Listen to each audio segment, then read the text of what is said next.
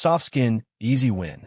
The airlock hissed open with a sharp exhale, stale atmosphere giving way to the heavy thuds of armored boots. Plasma rifles swept across the shadows of the crippled Terran freighter, their glowing barrels illuminating the carnage inside. Clear, rasped Vask, leader of the Gorvax Reapers, his voice modulated through a breath mask built for his methane lungs. Small crew, all dead. One of the insectoid mercs, clicking mandibles nervously, stepped over a charred corpse. Easy pickings. Just humans. Soft skins. The freighter had been dead in space for hours, orbiting the edge of the Karsan expanse like a ghost with a broken spine. Powerless. Vulnerable. A beacon for scavengers like the Reapers. In the cargo bay, among the twisted wreckage and the remains of a firefight, they found him. A man. Human. Young, perhaps mid-30s by Terran standards. His clothes were scorched, his left arm bloody, but he sat upright against a collapsed bulkhead, legs outstretched, watching them approach like someone already planning the funeral. Not his own. Well, Vask grunted, leveling his rifle. Didn't expect a survivor. The man didn't flinch. His eyes were the color of slate. Calm. Too calm. Name, Vask ordered. The human's voice was hoarse but steady. I doubt you'll want it. That earned a sharp laugh from one of the reptilian crew, who slapped his tail against the wall in amusement. Vask scowled. You think we care who you are? We've spaced tougher things than Terran engineers. The human smirked, blood running from a gash at his temple. You're not the first to think that. But if you're smart, you'll check who I am before you start making ransom calls. Vask stepped forward and struck the human hard across the jaw with the butt of his rifle. The man grunted, but didn't cry out. He slumped, coughed once, then looked up again with that same unsettling expression. Not defiance, but inevitability. Bag him, Vask barked. The mercs clamped grav cuffs on him, dragged him to their transport, and threw him into a reinforced containment field in the brig of their corvette, Razorwing. The humans said nothing on the trip. No begging, no resistance, just that same quiet.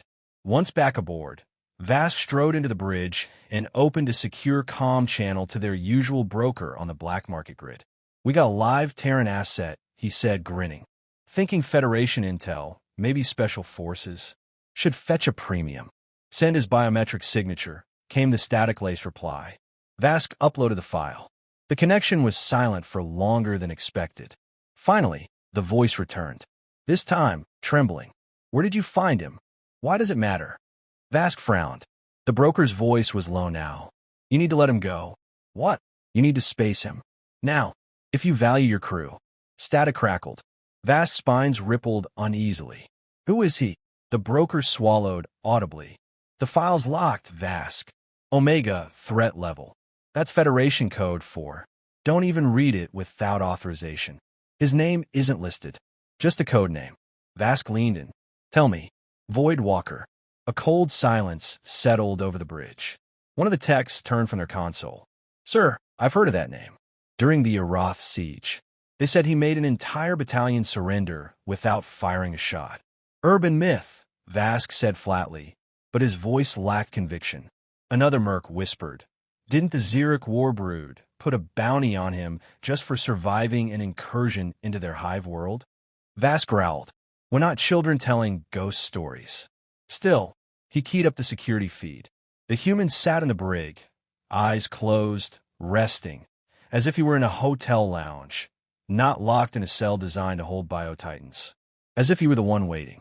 Vask stared at the monitor, his claws tapping slowly on the console.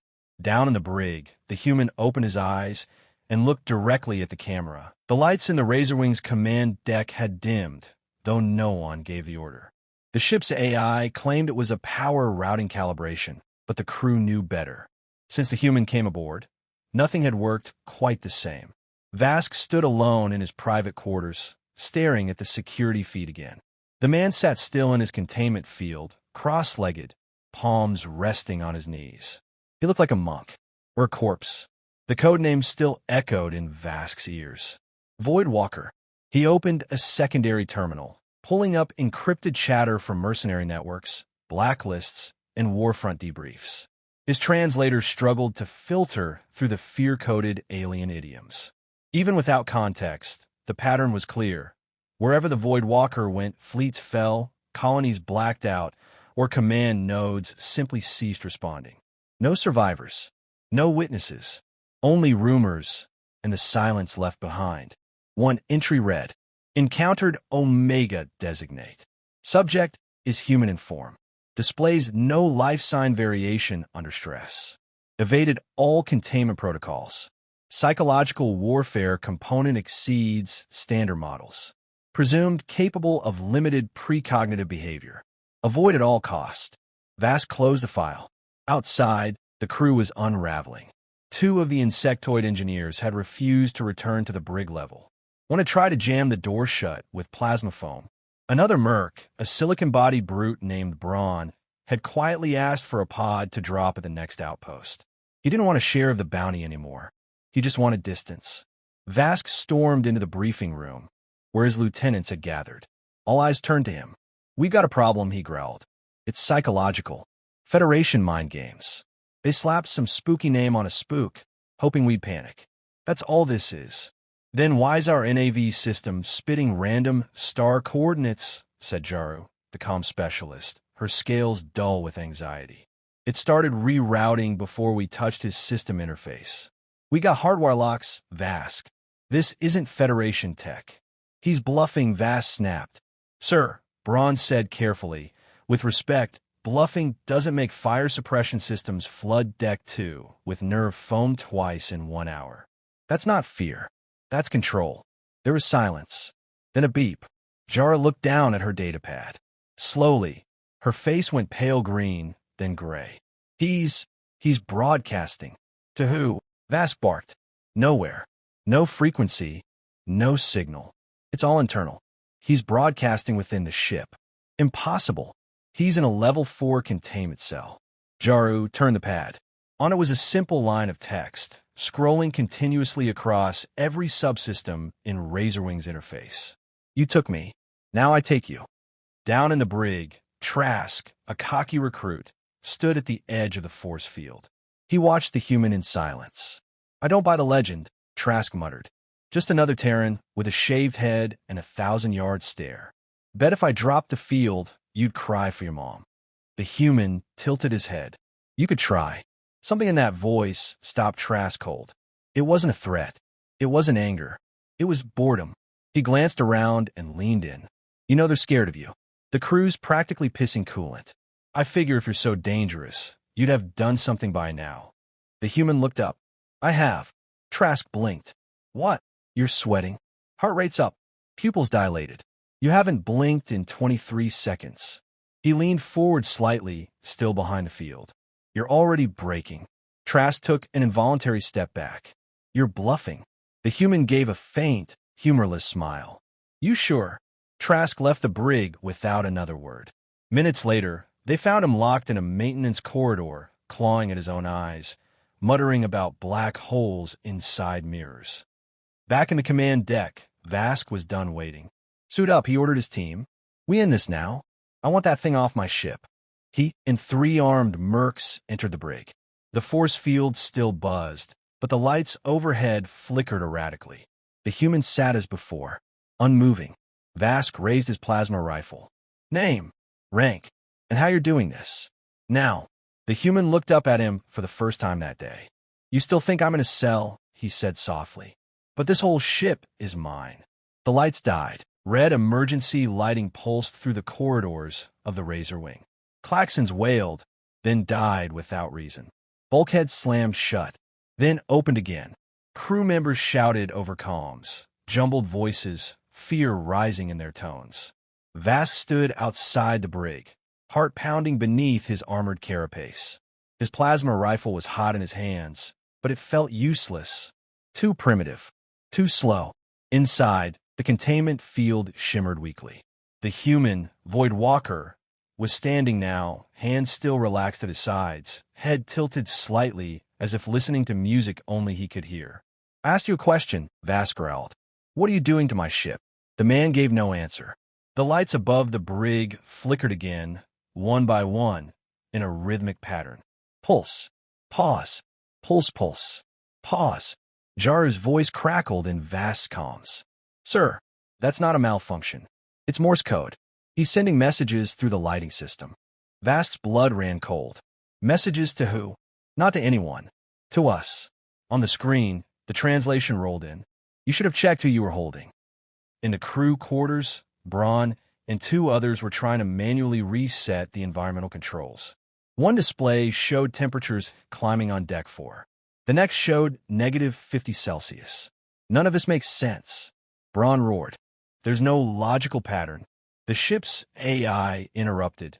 Temperature settings reflect crew behavior. Irrational, erratic, fragmented. Pattern matching complete. Then the screen simply flashed a message. What you feel is what you made others feel. Braun staggered back, realizing the system wasn't malfunctioning. It was mirroring their psychological states, using their own actions as inputs. Get off this ship, he muttered, reaching for an escape beacon. It didn't activate. Nothing did. Vask returned to the bridge, where only half his officers remained. The rest were either gone, injured, or locked in their quarters. Lock down the brig, he ordered. Triple seal it. Flood the deck with neurotoxin if we have to. Already tried, Jaru replied.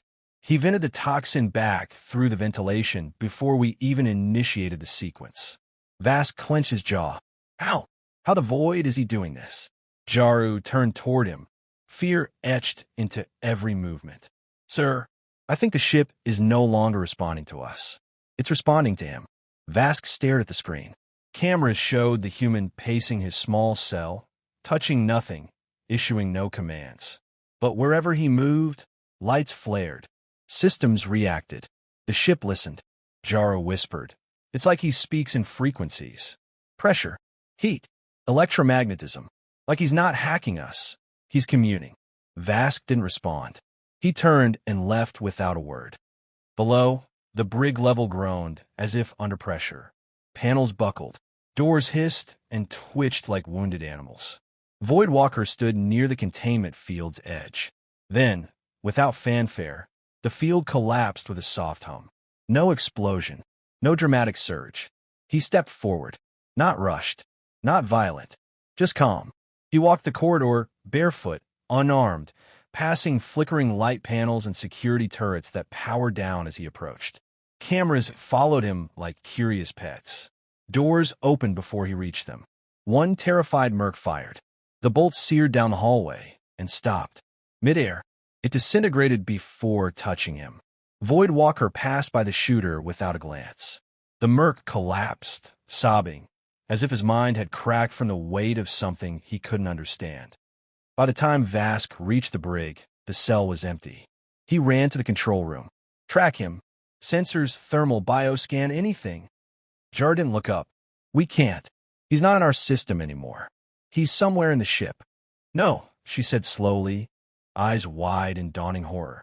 He is the ship. A silence fell. Then, over the intercom, Voidwalker's voice came through. Unamplified, unforced, but present in every speaker. I was part of Project Null Echo, built in shadows, trained to end wars before they began. They broke my mind to make room for the weapon. Then they pointed me at enemies. Then you picked me up. The intercom cut out. All over the ship, systems flickered. The crew cowered, and Voidwalker kept walking. The Razorwing drifted silent across the void now. No engine hum, no thruster corrections, no onboard chatter. Just a hulk of alloy and arrogance, caught in the grip of a force it never understood. Voidwalker had vanished from the cameras. Not hiding, simply untrackable. Vask stood in the command deck with only two of his officers left. Jaru stared blankly at her console. Braun held his side, where something had ruptured. Internally, no visible wound. Every attempt to restart the NAV core fails, Jaru said. The commands delete themselves mid-input. It's not a virus. It's like the code refuses to execute. Refuses? Vask snarled. She turned hollow eyes toward him. Like the ship has a will now. And that will is his. Vask slammed his claw against the bulkhead. No human has this kind of power. Not without implants, drones, something physical. Jaru didn't respond. She didn't need to. They'd all seen it. He never touched a thing. Elsewhere, down the length of the central spine corridor, the lights dimmed as Voidwalker walked calmly past long-forgotten crew quarters. Some doors were open, most locked. Behind them, panicked whispers bled through. Mercenaries praying in alien tongues, calling out to war gods who had long stopped listening. He stopped outside one door. The nameplate had been melted off during an earlier firefight. Voidwalker pressed his palm gently against the metal. Inside, a junior comms tech sobbed against the wall, knife in hand, ready to defend himself. The door unsealed with a whisper. The man flinched, but Voidwalker only stepped inside and sat cross-legged, facing him. "You're scared," Voidwalker said quietly. The tech nodded, trembling. "Good," the human replied. "You still feel. That means you're still human. You weren't the one who ordered this." The tech didn't answer. He couldn't, but the knife slipped from his hands. Voidwalker stood, gave the man a final glance, and left without harm. His shadow passed over the hallway lights as he walked on. On the bridge, Braun was trying to override the emergency systems. He'd rerouted power from secondary life support, hoping to cold boot the command AI. The screen came alive, but not with the interface he expected. Instead, a single image, Earth, spinning slowly, beautiful alone. Braun paused. Then the screen flickered. Lines of text began to scroll. Historical footage, news clippings, military footage, and names, dozens of names of colonies, battalions, pirate kings, warlords, all linked to a single codename. Voidwalker. Every entry ended the same way. Neutralized. Braun stared in silence. Then the final line scrolled up. "You kidnapped the thing they used to kill monsters." Jara's hand shook as she tried to speak. "Sir, we're not just holding a weapon. We're holding a ghost.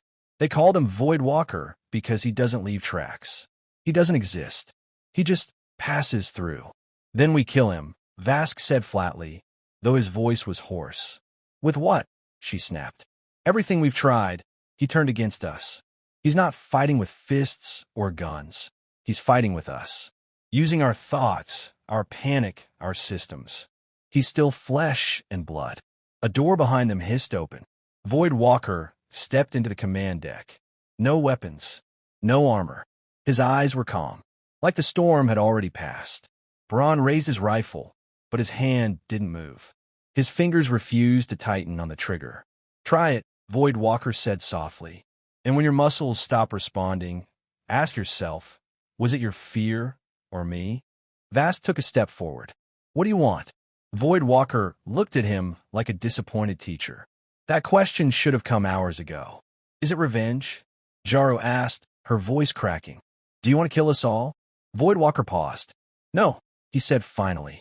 "Not all of you." He stepped to the command console. The interface lit up. Systems came online. Engines hummed. The ship obeyed him. "I don't kill for fun," he continued. "I was built to eliminate threats before wars begin. You kidnapped me. You crossed into the line of war. What happens now?" Vask whispered. Voidwalker stared out the viewport into the stars. "Now, I walk out." Jara frowned. "We're in deep space. You can't." But Voidwalker turned, and with no suit, no tether, simply walked through the sealed airlock. No decompression, no alarm, just gone. A moment later, the sensors detected something, a fold in space. A ripple, like the universe itself parted. And then nothing, no trace. Back on the bridge, Braun collapsed into a chair. "He's gone." Jara nodded slowly. Vast didn't speak. Then a ping from the comms. A message burned across the screen. "Next time, check the name before you grab a shadow." And beneath it, the signature, Voidwalker.